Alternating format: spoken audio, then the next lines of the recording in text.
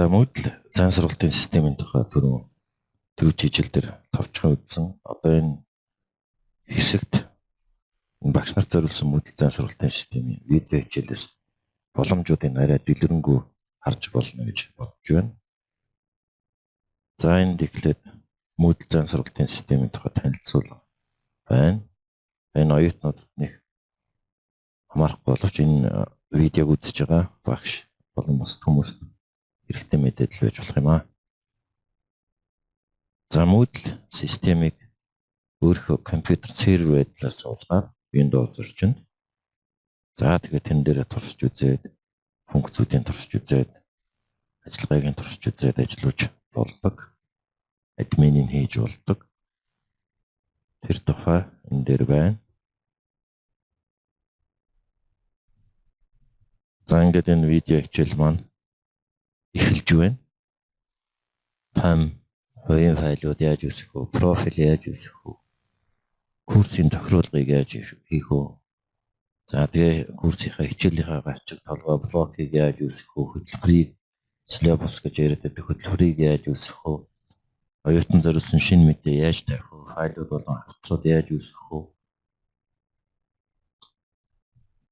Гэт зөндөө функцүүд энд байж байна. За энд болохоор HTML редакторыг ашиглаж юу хийж болох вэ? Moodle систем дээр гэсэн хэсэг байна. За Moodle систем рүү янз бүрийн медианууд оруулж болно. Зураг бэлдээд, фото галерей үүсгээд, эсвэл Firefox дээр зураг янзлаад ингээд аудиог оруулж болох юм байна, видеог оруулж болох юм байна. За QuickTime Move өргөдөлтөй эсвэл Flash видео эднүсийг бол оруулж болох нэ. За Moodle систем дээр хадгалах газруудыг байрлуулж болдог. Dropbox, Google Document, Flickr, YouTube зэрэг хадгалах газруудыг байрлуулж болдог. Өөрөөр хэлбэл шууд Dropbox юм уу Google Document дээр байгаа файлуудаа шууд Moodle систем рүү оруулж ирж болох нэ. За их усүр гэж байна. Resource гэж яриад байгаа. Activity гэж бас өөр байгаа. Их усүр гэдэг нь resource, activity гэдэг нь үйл ажиллагаа гэж орчуулсан байгаа. Энэ хоёр зүйлийн ялгааг энд бас тусгасан байна. Файл документуудыг яаж байрлуулах вэ? Хавцтай яаж ажиллах вэ? Курсэд одоо шошго зүйлт яаж хийж вэ? Өөрийн веб хуудасаа яаж үүсгэх вэ? Гэт энд байж байна. За оюутнуудад даалгавар өгөхөд менежмент яаж хийх вэ гэж. Ер нь даалгавар гэж юу гэдэг түүний тухай таан байна. Даалгаврын файлыг урьдчилан илгээж болох юм байна. Онлайн текстийн даалгавар өгч болох юм байна. Офлайн даалгавар өгч болох юм байна.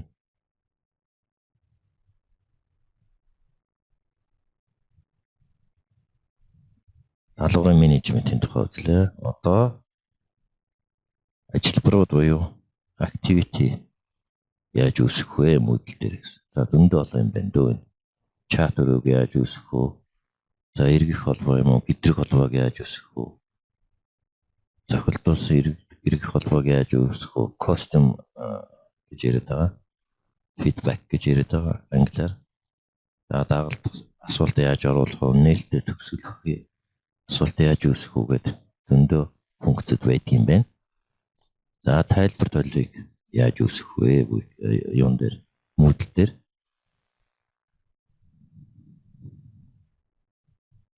Тайлбар толийг үүсгэж болдго юм байна Moodle систем дээр.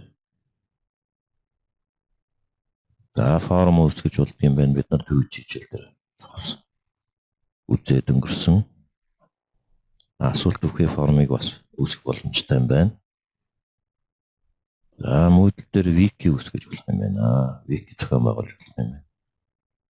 За wiki-г засварлаж болох юм байна. Шинээр wiki хуудас нээж болох юм байна. Жагсаалтын үүсгэж болох юм байна. Wiki руу зураг оруулж болох юм байна. Wiki-д гадны холбоосыг хийж өгч болох юм байна. Бас хүснэгт үүсгэж болох юм байна. За оюутнуудын мэдлэгийг тест буюу солиор яаж шалгах вэ? Зөндөө зүйлүүд энд байж байна. онлайн үнэлгээ хийж болох нь байна. Асуултын цуглуул одоо question pool гэж яриад байгаа. Quiz pool гэж.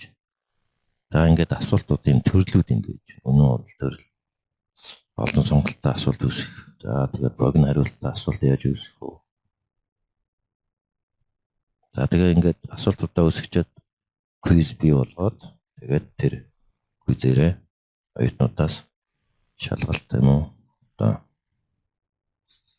асуулга явуулж болох нэ. За багшийн нэг чухал зүйл бол багшд байх чухал зүйл сургалтын журнал байдаг.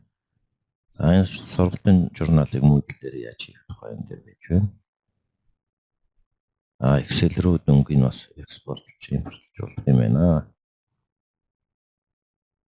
За төрөч хичээл дээр үтсэн календар буюу хаанлыг үүсгэж болдог гэдэг үйл явдлуудыг тэр календар дээр тэмдэглээд хөтлөөд явдаг.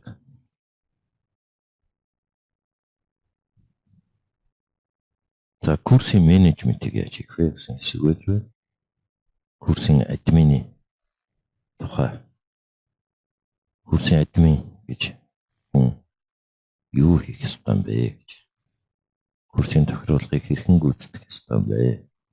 За энэ мөрдлөгийн тохируулга гэж нэг юм байдаг. Өөрөөр хэлбэл оюутнууд тэр хичээлээ үзэж байна уу, тэр өгсөн даалгавар зүйлүүдийг хийж байна уу гэдгийг мөрддөг тийм мөрдлөгийн систем байдаг. Tracking гэж англиар яриад байгаа. За ерөнхийдөө ингээд Moodle зан сургалтын системд ийм олон функцүүд байдгийн байна.